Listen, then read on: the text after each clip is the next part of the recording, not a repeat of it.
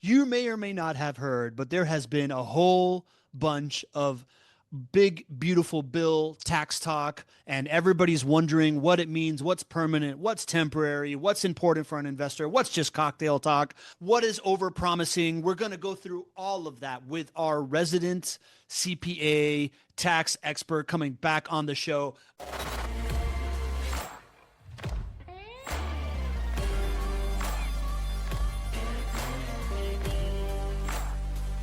Welcome, welcome, welcome, everybody, to a very special edition of the Not Your Average Investor Show. I'm your host, Pablo Gonzalez. With me, as always, the man that I affectionately like to call GC because he's got the genius concepts, knows how to generate cash flows, is a great co host, and because his name is Gregg Cohen. Say hello, Gregg. Hello, everybody. Fantastic to be with you today. And back on the show today, back by popular demand and a little bit of like begging and pleading from Gregg and I because he's a great guest. He's part of Pivot CPAs from the glorious land of Gainesville, Florida. Bryan Reyes, welcome to the show. Welcome back, my friend. Thanks for having me, guys. Good to have you, man. Good to have you in studio. Just a few Gators hanging out. Are we going to talk Gator sports for the next hour? Is that what we're going to do? What we're going to do here? I think so. I think there's better. I think there's happier things to talk about. And before we get going, we got some big breaking news that we broke at the end of last show. It's time to lead the show with it, GC. Lead us in this breaking news. We do. The most talked about thing in the entire world is when is Summit going to happen next year? Next year is Not Your Average Investor Summit. We have the dates for you, a little save the date action for you right now. February 19th to February 21st, 2026. That will be the next Not Your Average Investor Summit. And if you have been to the if you know, if you have been to the summit, you are absolutely going to want to reserve your time and reserve those dates so that you can spend some more time with us. And if you haven't been to Summit yet, we would love to have you. It's our annual conference for our JWB clients to connect, to get to meet the team, to get to see friends you haven't seen in a while, and to learn more about rental property investing and what's going on in downtown Jacksonville. So we are pumped. We are pumped. There's always some surprise in the light that happens at the summit. There's always some education. There's always some behind the scenes of what's going on in Jacksonville. But that's all you need to know right now. What are the dates, GC? February 19th to the 21st. February 19th to the 21st, plan on being in Jacksonville, maybe starting February 18th, maybe leaving the 22nd. Yes. But now, you know, as your travel plans are happening, this is the dates that you got to cordon off if you want to be here. We limit it to 100 people. Of course, the Not Your Average Investor family will be the first people to get access to coming. Got to be a client. Can't wait to see you there, February 19th to the 21st. Circle it on your calendar, and let's talk taxes, baby. Bryan, we had a onboarding call. I mean, so little backstory on your history on the show.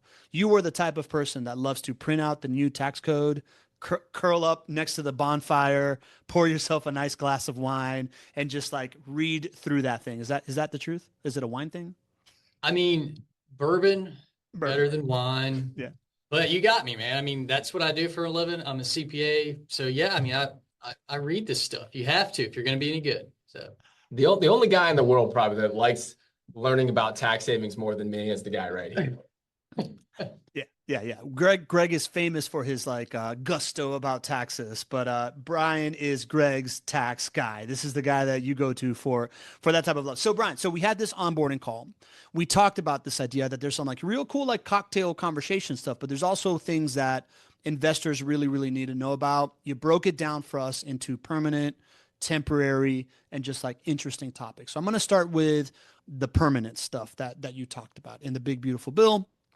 You talked about this idea about 100% bonus depreciation. You talked about the qualified small business deduction, normally known as QBI, and R&D expensing. The way that I understand it, this bonus depreciation thing is kind of like the most relevant thing for rental property investors. Can you give us a little, what are the provisions around bonus depreciation? Like explain the bonus depreciation and then what's new. Yeah, so bonus depreciation is a law and a topic that, God, now for practicing for over 20 years has been around. There's varying levels of bonus depreciation, but what it means is it allows you to take a higher than normal depreciation in a given year. So for rental property, that's good, right? You're you're reducing your tax liability and your taxable income by depreciation. Sometimes it's 30% bonus depreciation. Sometimes it's 50% bonus depreciation. Sometimes it's 80%. Well, with this new tax bill, we now have this permanency of 100% bonus depreciation. The property has to be qualified property. So if you buy a building, the actual building itself is not going to qualify for bonus depreciation. A lot of the components are furniture, fixtures. One that we see a lot of people miss on is land improvements, irrigation, parking lots. Those generally qualify for bonus depreciation. So that's one that we do see commonly missed. That's low-hanging fruit. So if you have an asset or if you construct an asset and there are items that qualify for this bonus depreciation. So if you have a rental property, $200,000 purchase price, and you have $20,000 worth of eligible property, you take $20,000 of depreciation in 2025, and then you take your standard regular depreciation on everything else. And so I think it's a great thing. We're advising our clients right now. We've been taking calls, and trying to work through and get things organized for year end. So, Gregg, right size this for us, right? Like, what does this mean for the not your average investor from your perspective? Well, so going into rental property investing, one of the things that we love is just how easy and accessible these tax savings are. Just what we call the standard tax savings. You don't have to be a certain type of professional. You don't have to make a certain amount of money. You have these wonderful built-in tax savings components of rental property investing, largely depreciation. And depreciation is wonderful because even though you might not spend the money in that year, you get to write off the depreciation of the building in that year. Well, what bonus depreciation allows you to do is to basically do that kind of standard depreciation deduction and put it on steroids, because that standard depreciation deduction is typically over 27 and a half years. Now you can look at certain parts of the house that might break down faster in the eyes of the IRS. And instead of that being over 27 and a half years, you might be able to write all of that off this year. And so what it allows you to do is to supercharge your tax savings, and it's available on rental properties, it's available on some other things as well. But you're starting to see the things that this applies to really start to generate a lot of demand. I remember when bonus depreciation first came out back when, I don't know when it was, 6 years ago, I feel like I started to hear it, right? Yeah, at least. Yeah. And I remember that there were tons of planes that were being bought. And it was because you could write off the entire plane, private plane, in the first year. And so people were looking at, very wealthy people were saying, I'm gonna go buy a plane. Mm-hmm. And it was because tax savings was driving that demand. Here, you're not able to write off the entire building, right? It's just components of it. But when you work with a qualified tax professional to help you understand which components can be accelerated, it can save you thousands of dollars in real tax savings, specifically because of this bonus depreciation, which is on top of the standard depreciation benefit that we get as a rental property investor. Got it. So if I am thinking about this from the lens of our typical community member, right? Like, I think that there is kind of like two sides of this depreciation conversation in general. One is the idea that if you are an active real estate professional, you can take this depreciation against your active income. Many of us in the Not Your Average Investor Show community, we choose to invest in JWB because we are passive investors, right? We are not active real estate folks. For the active real estate investors, this is obviously like a really big thing, because you can deduct this against all of your income. For the passive investor, talk to me about what I'm hearing is we used to be able to do a certain level of depreciation. Now there's extra depreciation that we can take out. How do I think about this when it comes to like my passive income and this like extra level of bonus depreciation? How do I right size the expectation of like this type of break? Well, I think it might be important to talk through the three buckets of income, right? There's three buckets of income. So you have active income, and this is on any tax return. You have active income, which is wages, businesses that you are active in, or if you're an active real estate professional. So that's one bucket. The second bucket is investment income. So that's interest, dividends, capital gains. And then the third bucket is passive. So generally rents, net rental income is passive. But if you invest in a Moe's franchise, right, that could be passive. And so those three buckets have pretty big barriers amongst them. If you have losses from one bucket, they don't jump across, right? You don't lose them. So if you have a passive loss in any given year, it's not like it's up in smoke. It just goes into the next year, right? So we do, when we're sitting down talking to our clients, you know, there's a lot of good stuff here, but we make sure that we're in these right buckets. If somebody says, hey, I'm thinking about selling this business, or I'm thinking about selling this piece of real estate, how does that impact my overall tax picture? Well, I don't know. Let's look at where these buckets fall, right? And so sometimes I think there can be an expectation gap of the perception of what could be out there versus the reality. 100% bonus depreciation is an unbelievable tax planning tool for all of our clients, every single client we have. But the expectation and when you take that, I think, is very important. But keep in mind, you don't lose it.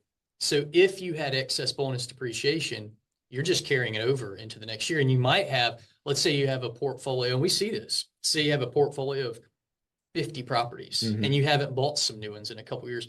Well, those 50 properties are probably spitting out some really nice taxable income. Yeah. Well, sometimes you can layer in some new properties to reduce that passive income. Yeah. You know, so I think sometimes people forget about that. It's like, if you have older rental properties, this depreciation can offset those older rental properties because they group that. So people, I get this question. I get two main questions all the time.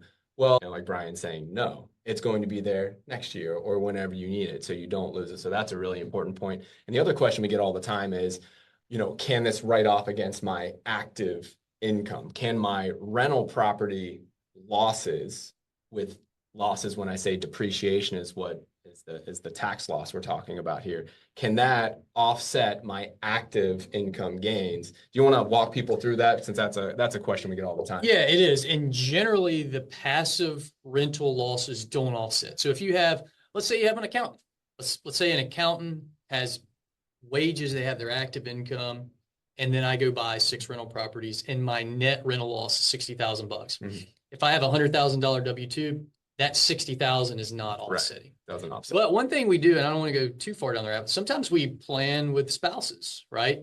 If the taxpayer is a CPA, well, maybe the spouse could go get a real estate license. Right. Maybe they have the time, because it has to be one of the two, right? So that's a little tax plan. I didn't mention that earlier, but that's something we do sometimes with spouses, to say, well, this spouse could now. To do that, you want to make sure you have the proper fact patterns. They can spend the amount of time, they understand how to draw up leases and working with a property management company. But we do see that from time to time. Yep. So. Absolutely. So if you have the ability to qualify as an active real estate professional, there are certain things that you have to do. You can take what we call as just kind of like the standard way of going about tax savings in rental properties, meaning just getting your passive losses from depreciation. And you may be able to write them off against your active, but you have to be a qualified real estate professional. So, and if that happens, then everything we're saying is just even more awesome, right? It's awesome as a standard. It's just a little bit more awesome if you're an active investor. Well, I would say too, real estate professional. Some questions are, should we even take bonus depreciation? You know, if it's going to just create a $60,000 loss, should we take it? Well, absolutely, because otherwise you're depreciating that over 27 and a half years. So if you don't take it, you can't. I mean, you can. We'll get into it in a minute. You can go do a cost segregation study, but to do it retroactive is much more difficult. There's more exposure on your tax return. Nobody wants to be audited, so trying to put it in the proper year, and when bonus depreciation is 100% like it is now, you absolutely, with 100% certainty, want to take the bonus depreciation. So I want to walk down that path. Meaning, we understand bonus depreciation is something that you should do if you can take it, right? There's no reason to not do it, but you have to do certain things in order to understand what bonus depreciation is in your specific situation. That costs time and money, right? You have Yeah. to hire professionals, and a cost segregation study is a question we get a lot. Can you give your thoughts on what a cost segregation study is? What's necessary for the average investor to take advantage of bonus depreciation? Yeah, good question. So first, I think there is some thoughts that you have to have a cost segregation study to take bonus depreciation. That's not correct, right? Because to your plane example, the whole plane qualifies for bonus depreciation. You don't have to go segregate that. The cost segregation study takes a building and it segregates the different components of that building. If you go buy a truck, right, the whole truck qualifies. So there's nothing that says you have to have a cost segregation study to take bonus depreciation, first and foremost. So some of the clients we share, we get the construction data and we see, okay, well, we're not going to hire an external firm to do a cost segregation study, but we can spend a few hours with our clients and componentize stuff, have a conversation with them. Well, here's the landscaping. Did you put any furniture in? Oh yeah, I put 5,000, and so you can spend a minimal amount of time and get pretty nice answers, right? So then the question is, what is a cost segregation study and who does them? So there are a lot of cost segregation firms out there. And I would say, like anything in a free market, is not all cost segregation studies are created equal. There's some that are, very low cost, and nothing against those. Just be very careful, because a good cost segregation group should provide audit protection, because they're going through and doing the calculations. If they've not been around a long time, be very wary of that, because anybody can set up a cost segregation, just go set up an LLC and start doing cost segregation studies, right? So I'm hearing a lot of chatter about cost segregation studies that are offered for like $1,000. I hadn't heard that prior to maybe like last year. I hadn't heard that. I had heard that they were way more expensive than that. Yeah. But I feel like there's a lot now that are extremely cheap. So you've seen the downside of using a cheap cost segregation study, right? Yeah. So we had a client so we work with a vendor, McGuire Sponsor, you've probably heard of them. And so they're out of the Midwest and they do a really good job. They provide audit protection. And so we get a free analysis. Client can send us some data. We send it to them. And then the McGuire Sponsor will say, this is what we think the fees are going to be. And this is what we think the tax savings is going to be. So then we take that, sit down with the client, and then if they want to engage, they can. Well, this client had also went to a different cost segregation study. And let's say this was a big commercial project. So let's say McGuire Sponsor's fee was like 10 grand, right? Well, this one was like 3 grand. I'm like, well, send it over to me. Yeah. And so I sent it to McGuire Sponsor because I was just like, man, this is like, what's going on? He's like, well, we generally will try to meet fees. And if it's within a couple grand, they would. But what this firm had done is they didn't provide audit protection. So if this client gets audited and this is an unreasonable cost segregation study, they're on their own. Completely on their own. Yeah. And then they had tweaked the land basis to reduce the land basis down to a very small amount, instead of say 700,000 that was on the county records to like 200. So now you have all this other eligible property. It was just not supportable in the IRS, because a lot of what we do sometimes too is think through, okay, how is the IRS going to view this and communicate that with our clients? So yeah, every cost segregation study is not created equally. There's a ton of good groups out there. I mean, the first thing is just how long they've been around, right? What are you going to do? How are you going to help me if I get audited? Yeah. And if that's not an easy kind of organic conversation, go find somewhere else and get a couple quotes. Gotcha. Gotcha. Okay. And that's really good to know that you don't have to do a cost seg study to take advantage of bonus depreciation. I'm still a little bit unclear of like, if I'm one of our JWB clients or a not your average investor, I've got 3 rental properties here. I want to take advantage of bonus depreciation. I want to see how much I can take advantage of without spending the money on a cost seg study.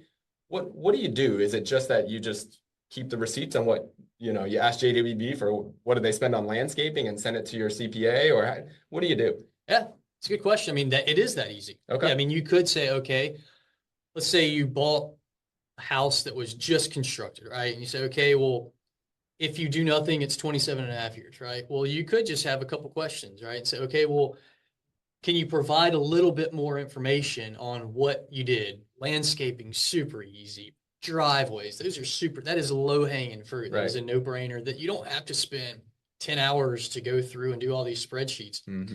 Most times it's just right there on the contract. It'll kind of outline, the different allowances for stuff. And then when if you're preparing your own return, you just go in, and I've be frank, I've never used TurboTax or whatever, but you just go in and you probably just put the land basis, the 27.5 year property, and then the eligible property for bonus depreciation. But if you're working with a CPA, they can just go in and key that data in, and they would just need something to support that, whether it's an invoice, really an email, hey, I spent this, or I talked to JWB and they broke it out this way. It's not rocket science, but you just have to spend a little extra time. This is a good time to do it too. Yeah. Go ahead and start organizing your files. So when you send it to your CPA in March, it's not delaying the process. Talk to your CPA, say, hey, I bought these 4 properties. What are you going to need? Yeah. Spend the time now to get your house in order versus later. There's a reason why we're able to get Bryan here now in November. He's unavailable any other time around April to October. But I think this is good because, for a turnkey rental property, you're going to make a couple $100 a month in cash flow, that positive cash flow. But just by your standard deduction, you're going to show a tax loss. That's a beautiful thing, right? So for most of us who are just buying properties or in your first few years, your depreciation, the standard depreciation, is going to offset the positive cash flow. And that's a beautiful thing. So it's not like, spending the money on a cost seg study makes a ton of sense unless you have a significant amount of rental income coming in each year.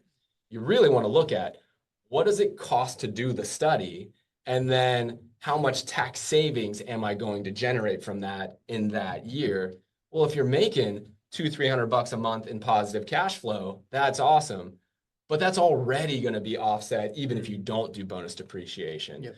So it's really good to know that you can still take advantage of bonus depreciation. You just have to ask for receipts or some of the costs. And JWB would be happy to help you out with that on properties that you purchase from us. Let's take it to another level, though, because I think this bonus depreciation thing is something that it is pretty exciting, and it really, really can save a ton of money in certain examples and situations for rental property investors. I'm thinking if I own if I own a ton of properties, or if I own some properties that I have experienced a big gain on, and I sell that property in that year, walk me through that example and why it might make sense to spend some good money on a cost seg study in order to make that a good return on that investment. How would that work? Yeah. So if you sold a rental portfolio, or let's say you sold a business, let's say you had some Moe's, I'm giving Moe's plug. You love Moe's. I don't know where that came from. It's just whatever restaurant, And so you sell that in 2025 and you have a significant gain. And let's say it's passive. Let's just keep it all in this passive bucket. Let's say you have a bunch of different businesses. And so if you were to buy some rental properties between now and year end, or if you've already bought them in 2025, because this date, any asset placed in service after January the 19th of 2025 is eligible for the 100% bonus depreciation. You could have that depreciation offset that other passive gain, right? Yeah. And so it does make sense to look at, one thing we do with our clients too is some clients will ask, should I buy a truck or should I buy this rental property? I mean, the first thing is, does it make sense from an investment standpoint? Right. I never advise clients to go buy vehicles or whatever to save taxes. Does it make sense from an investment standpoint? Then it's, when would you want to place it in service? When's the best time to do it? If you knew, well, my tax bracket is going to be the highest it's ever been in 2025 because I'm selling a business, or I'm selling some real estate, and I'm in the 37% tax bracket. And then let's say in 2026, you're going to kind of fall back into the 24. It makes sense to do as much of that as you can before you're in, because you'd get it at 37 cents on the dollar versus maybe 24 cents on the dollar next year. Yep. So 100%. So timing can be, while generally depreciation is temporary, timing of it, sometimes you can make it a permanent write-off. Yeah, because tax planning and tax savings is all about when you have a huge income event, let's make sure that we have huge deductions that we're able to take that timing that year. So let me just run the scenario. Let's say that I had a business, a Moe's, that I sold in 2025 and I made 250 grand. I had a gain of 250 grand on that. And then I bought 5 rental properties in 2025. And I spent, I don't know, 10 grand on a cost seg study for all 5 of those properties. And I was able to write off $50,000 of additional bonus depreciation on each one of those properties. By using bonus depreciation as your friend here, you could take that $250,000 of bonus depreciation and offset the $250,000 gain that you had from Moe's, right? You got it. Okay.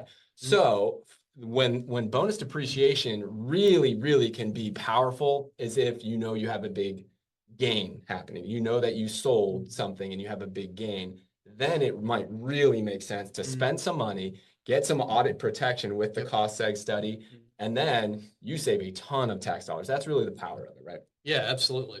Yeah, no doubt about it. Man, that's awesome. Bob, that was a great summary, GC. No, that was great. You were here, man. I wish I was there too, but you guys were just jamming on it. I just wanted to focus there. I love it. And kind of like we said, this was going to take up about half the show for sure, right? And we're right there. So like now that we're halfway into the show, I want to ask a couple of questions with this, and then I want to move on to the next stuff. But I just want to also say that if you are looking to add a rental property this year, you may have a big passive gain that's happening. You want to offset that. Go to chatwithjwb.com, or the phone numbers are, GC, help me out here. What's the phone numbers? 904-677-6777. Nailed it. I'm getting better at this. I can't remember the text number. 904-293-0341. There you go. So go to chatwithjwb.com, set up a time to add a property to your portfolio if you want to take advantage of this stuff. Real quick, as far as adding properties at the end of the year, before we go into questions about bonus depreciation and stuff, what are the benefits of that? I heard you guys kind of like talking about this as we were getting ready for the show. What should I be thinking about as far as like adding a property before the end of the year? What's the benefit to that as opposed to say Q1 of January 2026? Well, I think again, it all depends. As we started talking about a little bit, it really depends. I mean, if you know you're going to be in the same tax bracket this year and next year, we don't have a new tax bill next year. We know it, the tax. Sometimes we know, okay, well, bonus depreciation's 100% this year versus 80%. Well, we know we now have permanency for the next 4 years. It really comes down to if you're in a higher tax bracket in 2025 than you think you're going to be in 2026, that's where the benefit would be, no doubt about it. Or, if there was some other event like you talked about with this game, which would put you in a higher tax bracket, but that's the main thing. If you know you're going to be in the same tax bracket in 2025, 2026, just kind of let the market play out, right? That's what I would say. Just the timing. And it's interesting because when we always hear everybody says, "Hey, buy a property before the end of the year. Buy a property before the end of the year." Really, you should be buying a property before the end of the year because you should be buying a property. The investment piece of it, right? That's why your CPA is telling you to buy a property. It's to buy the property because it's the first and foremost, and then sit on it and hold it and all those good things, but there are some additional components that may or may not kind of hold water for that specific year. This year, we kind of have the tax brackets the same. We have a little bit of consistency for at least the next 4 years. I used to think that closing costs were something that you could write off. And so I thought at the end of the year, you should close before the end of the year to write off your closing costs right before the show. You said, no, that's not the case. Those are capitalized. Capitalized, that's right. So that's not it.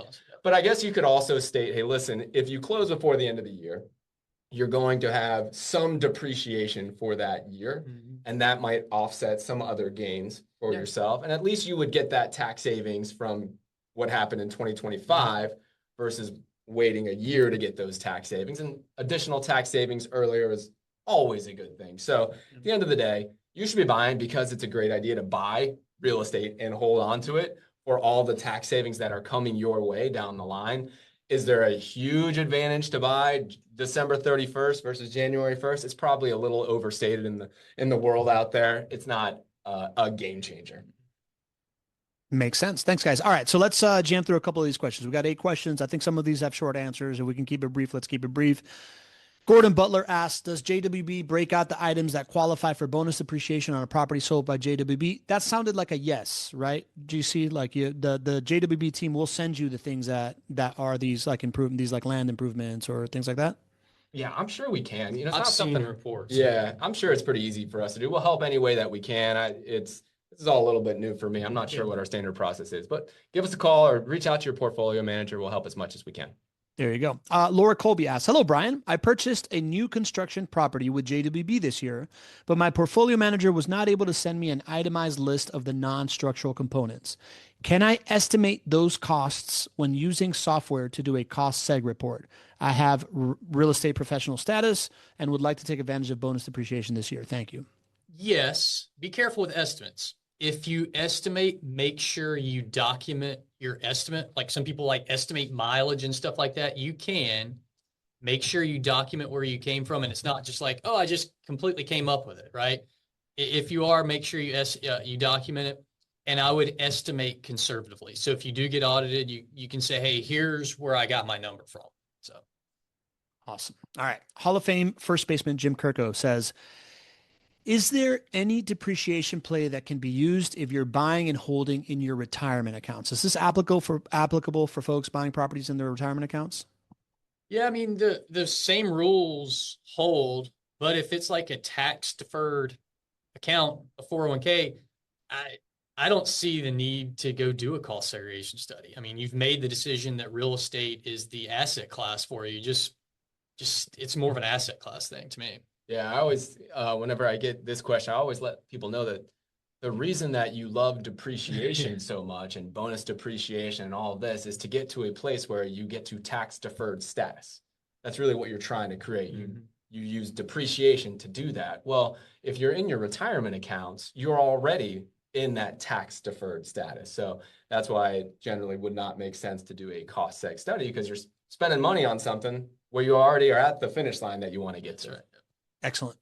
Jerry Krishman asks, is bonus depreciation available for rental properties in the second year of life or just in the year of purchase, like manufacturing equipment? Mark Norman has a very similar question of, is it retroactive? Are we only able to do this bonus stuff if it's the year that you purchase it? Or like, let's say I've owned this property for some time. Now I can do bonus depreciation. I can like bonus depreciate the rest of it. Yeah. So 2 answers there. It is in the year of purchase. So if you purchase, that's when you would take the bonus depreciation. If you failed to take bonus depreciation, let's say 2 years from now, you had bought 4 rental properties in November of 2025 and you failed to take the bonus depreciation, you can do a retro bonus depreciation calculation. You definitely would need a really qualified cost seg group, and there would be an accounting methodology change. So it's very technical, but it can be done.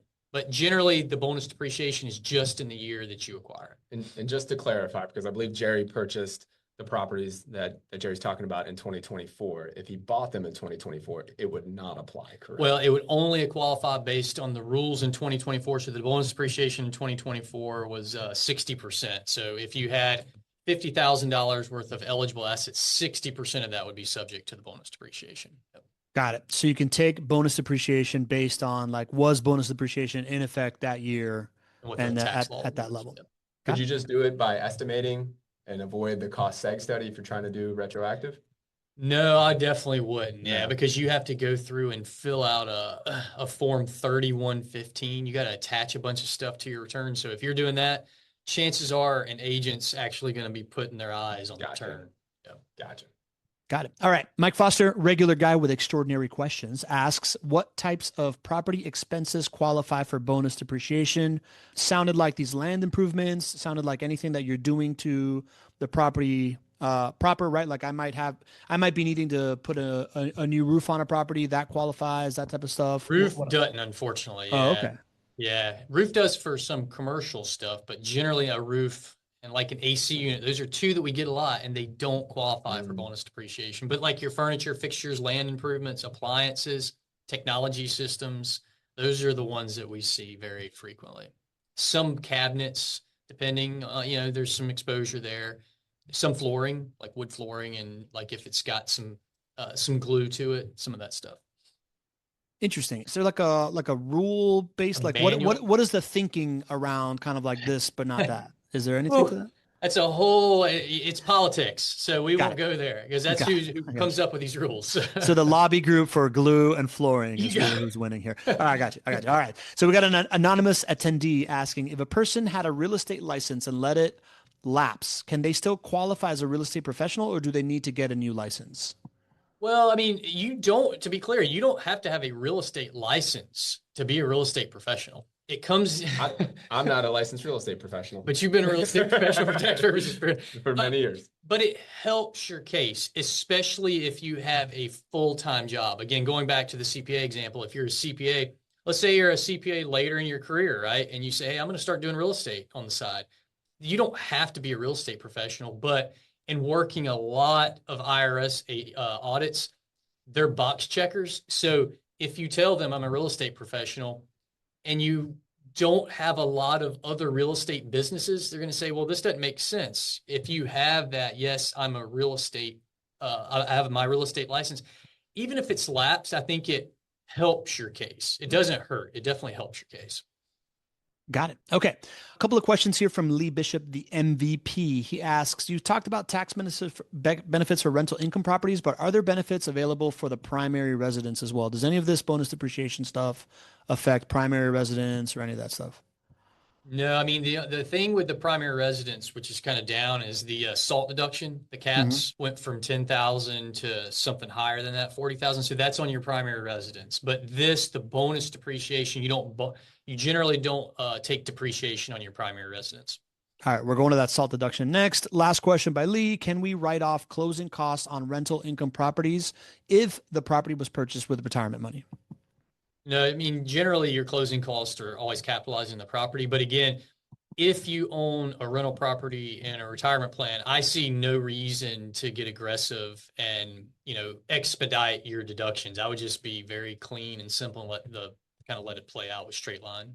So, okay. All right. Good stuff, guys. All right. Let's move into some of the temporary changes in this tax code. I look, high level here. I see tip income exclusion. I see overtime pay exclusion. I see SALT deduction and auto interest deduction. Let's start with that SALT deduction because it just came up. Can you explain that, Bryan? What is this SALT deduction? Yeah, so the SALT deduction was one that, even if you're not a tax nerd like me, you probably read about it at some point or heard about it on social media. It was just this big sticking point between the politicians. So historically, property taxes are deductible, right? In 2017, those property taxes, if you had a primary residence and you paid $20,000 in property taxes, the 2017 tax bill said you can only deduct 10,000 of that. And that's including state income taxes too. So these states where they had state income tax, I mean, it was this huge uproar, right? Man, I didn't know that. But in Florida, I mean, property taxes have really gone up, so it was a big number. So now the rule is $40,000 of SALT is state and local taxes, right? So your primary residence, if you have $18,000 worth of property taxes, it's subject to, like with anything, it's subject to some phase outs, but you can now deduct $40,000. The phase outs are around $500,000. So if you make $500,000 of income, you're kind of underneath the old 10,000 rule. But if you're at 350 and you have $15,000 worth of property tax, well, you're gonna feel that. You're gonna get more deductions this year on your tax return than you did in the past. Gotcha.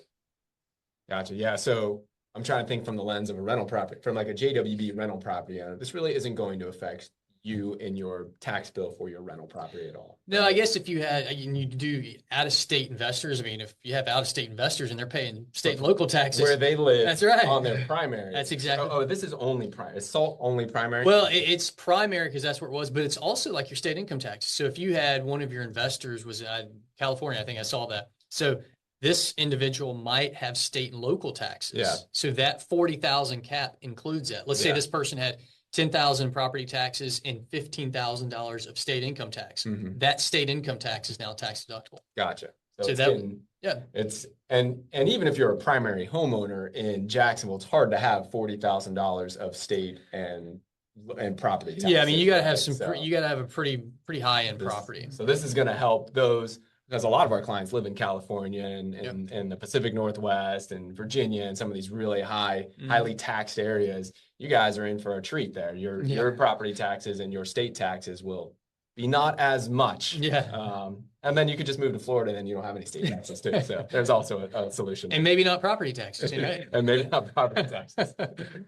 I like it. So, all right, good. Finally, we put it to rest. I was wondering what the SALT stuff was, state and local taxes. That by itself makes me more interesting in any room. Quick question on the auto interest deduction. Can you explain what's going on there? Ooh, it's tough. I mean, historically, auto interest has never been tax deductible, right? Mm-hmm. And the politicians every year keep saying they're going to make things more simple. Well, all they do is just, it makes things more complex. Well, now there's a separate form that if you have interest on a personal vehicle, the interest can be tax deductible. And there's phase outs like with anything. And so there's phase out if your income is between 150 and 250. So if you make $260,000 worth of income, not going to benefit you. But if you make 100,000 and you have a vehicle with interest, now again, there's more rules. The property has to be required and assembled in the United States. So there's all types of rules. I put it in there because it is a hot topic that we're reading about. And I guarantee you when we're filing tax returns, we're going to get this over and over and over. So the first, if you make over 250, it's not going to qualify. Gotcha. But then if you make under, you then got to figure out, okay, will this qualify? I've heard like mortgage interest, your bank gives you a form 1098. Supposedly the auto interest companies like Ally Bank, some of these are going to be issuing some form that will help you with this calculation. So interesting. Makes I am sense. in the market for a new car this year, so I'm very interested in this. Do you see you were going to say something there? I was just going to say, it makes sense for them to make it easy on us to drive demand, to buy more cars. So you got to think somewhere along the lines, they'll try to make it easy to understand what the interest deduction would be. mm-hmm. Okay. Before we move into the segment of the show I like to call cocktail conversation kingmaker time, I want to go back to QBI. GC, I know that you had some like really disqualified small business deductions. I know there's some nuance in there. Bryan, can you explain that real quick and just kind of give us the difference between, is this something that applies to like a business like JWB that's like a small medium-sized business? Is it something that applies for somebody like me that has a really small business, or is this applied to real estate investors with a W-2? Yeah, good question. So QBI is the qualified business income. That's what QBI is, and it's a deduction, right? And so this was enacted in 2017. In my 20 years of practice, might have been the biggest deduction that really doesn't get a lot of play. Yeah. It was almost not around this year because it was set to expire. Gotcha. So with this tax bill, it put it back in play. And so basically what it was, as I understand the bill, it was designed to try to spur manufacturing. Well, the accountants and the lawyers then say, well, this qualifies. And it basically qualifies for any business income other than CPAs, lawyers, accountants, and architects, right? So our business income does not qualify for this, but a real estate sales company, like if you're just generating commissions, land developer, those types of businesses qualify. JWB qualifies, right? Yeah. There are some limits. So they look at 20%. It has to be a pass-through business. So like a C Corp does not qualify. Most businesses are pass-through. The net income that passes through. So if your net income is $500,000, 20% of that completely excluded from tax. Mm-hmm. That's a big number, right? Yeah. Completely. A huge number. Permanent. Yeah, permanent. Honestly, every single year. I didn't even know, but this is the beauty of the show. Yeah. Because as I was preparing for the show, I'm like, wait, tell me about QBI again? It's huge. And I fired questions. This is huge for me. Yeah. Yeah. Right. Like I did the math for us. That's hundreds of thousands of dollars of tax savings for JWB that I didn't even, I think it's because of the name of it. They call it QBI or qualified business income. It's not nearly as sexy as bonus depreciation. Right. I think that's it. Well, then there are limits. So it's limited to 50% of wages. So if you had like a software company that didn't really have any employees, it's kicking off a lot of profits. Well, they're limited to 20% of the net business income or 50% of wages. So you do have to have employees. If you had a bunch of rental properties, it's kind of fighting against the bonus depreciation a little bit. If you had 50 rental properties and you didn't have a lot of depreciation anymore, and these things are kicking off $200,000 worth of net business income, that's qualified business income. You don't have wages with those rental properties, so then you're like, well, it won't qualify. The other limitation is 2.5% of the adjusted basis of the property. So then if it's like $200,000 worth of net rental income, 20% of that, or the lesser of 2.5% of your adjusted basis. So we do see that the 2.5% with a lot of our large real estate companies have that wage base because they own a lot of properties. Yeah. So I mean, that could be huge hundreds or thousands of dollars of additional It's QBI if you're just a rental property investor. Yeah, absolutely. Right? Especially if you own properties in cash. Yeah. If you don't have financing on it, that might be something to look into as far as how QBI can get even more tax savings than we already get. Yeah. Yep. Love that. Okay, let's move into cocktail party talk, guys. I think if you are at the cocktail parties that Gregg likes to frequent, where everybody's talking about taxes, I think the hot topic at these hot parties is this idea of Florida proposing no property taxes, this idea of Florida abolishing sales on commercial rents, right? Like, Bryan, what's your take on kind of like these kinds of proposals, and I don't know, the feasibility of it, what you think the repercussions could be from your vantage point? Well, the commercial rents is now law. So that actually went into law maybe 2 months ago. So now if you have, again, a CPA firm and you own the building, you don't have to pay sales tax on the commercial rents. So that's a big number. So you talk about trying to attract businesses into the state, that is a game changer, right? If you're in another state and you're thinking of, okay, where do I want to relocate? Well, you start pro-forming your numbers and it's 7% lower here on rents. That's a giant number. Gosh, yeah. You know? Each year. Yeah. I didn't even really think through that. Yeah. It's giant. And so it was reduced last year to like 4%. So they had been talking about this. And so it's now, it doesn't exist. So that we own our own building. Yeah, we just save 7% of whatever. And just the administration of it too. It's such a mess. So that's gone. The next one that I'm really interested in is this property taxes. Yeah. Property taxes. I mean, our governor is really trying to get people to continue to move here. Clearly. Hey, Bryan, before we jump into there, I just want to key in on what we just said, right? Like, we are already in Jacksonville, the #1 relocation destination for corporate relocations. The aha moment that Gregg just had of like what this means every single year, 7%, right? Like this, like lower burden, that feels like a major number for anybody that's looking at a corporate relocation, going on these trends, right? Like building a new headquarter and or just like looking for a place to move as an attractive thing to Florida in general. And then, I would have to think that Jacksonville, with the cost of living and all these kinds of things, like, right, this could be like a major magnifier of these reports of Jacksonville being in the top 2 hottest job market based on the Wall Street Journal, could take us to 1, or it could just continue this lead of being the #1 corporate relocation. That's what we're theorizing, right? Perfect. And you hit it perfect. I mean, if you were the CFO of one of these companies and that 7% number was in your pro forma, take it out. That's just right across the board. That's cash in these companies' pockets. No doubt about it. So, what does that mean as a rental property investor, GC, when you hear that? That means demand. That means population growth. If you look at which markets appreciate the most, it should make sense that the markets that have the most home price appreciation and the most rent price appreciation are also correlated to the ones that have the most population growth. So all of these things that make Florida attractive for people to want to move here, which a significant thing is the structure of our taxes in our state. All of these things are big components as why we have such high population growth. Over the last 10 years, I was just looking at the stats as I was speaking yesterday on a certain platform, and we have 21% population growth in Jacksonville over the last 10 years. The U.S. average over the last 10 years, 5.6%. So that entire package is driving population growth.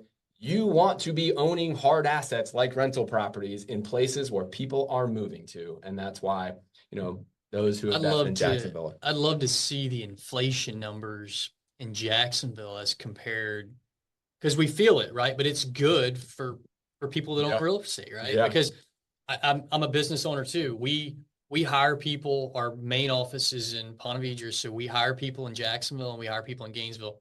Two very, very, very challenging markets to find people, right? Yep. And so the numbers you read on, all these media outlets of the job market's not any good.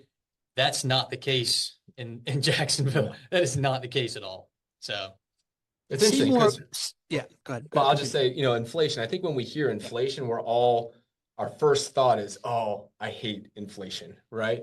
But, a big part of inflation is wage growth. We all want wages to grow, So there's, obviously inflation has been too high across the country. You're really looking for that place where you have low cost of living, high wage growth. And that's, obviously what we have here in Jacksonville. Yeah. And I see this feels like business decisions that's like a lot of leverage, right? Like one business decides to relocate here. That's a whole bunch of new jobs. That's a whole bunch of like new offers, right? That'll push up wages.